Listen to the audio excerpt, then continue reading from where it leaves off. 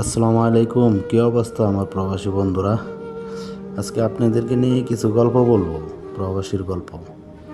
গল্পটা হলো এটাই যে বেতন পাঠাইছেন তো, এখন তো আর বেতন পান নাই। বেতন পাঠাইছেন তো মনে হয় 8-9 তারিখ, 10 তারিখে। তো বেতন পাঠানোর পরে কয়েকদিন পর আপনাদের বাড়ি থেকে আপনাদেরকে কল দিয়েছিল, জানি না। তাই আমার মনে হয় যে বেতন পাঠানোর পরে এত সহজ আর ফোন দিতে ইচ্ছা করে না বাড়ির মানুষের। আপনি প্রবাসে থাইকা রান্নাবান্না করে, ডিউটি থেকে এসে রান্নাবান্না করেন, গা গোসল করেন, খানা দানা বানান, সব কিছু করার পরে আপনার সময় পান বাড়িতে কথা বলার জন্য। কিন্তু আপনার সাথে কি কথা বলার জন্য বাড়ির মানুষের সময় হয় টাকা পাঠানোর পর? আমার তো মনে হয় না। হাই রে শালার প্রবাস!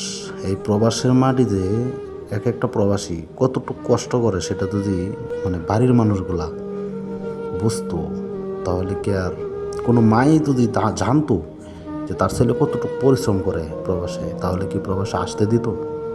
আপনারা বলে দেন, কমেন্টে জানিয়ে দেন যে প্রবাসের আসলে কতটুকু কষ্ট। এই কষ্টটা তো আসলে কেউ বুঝেন।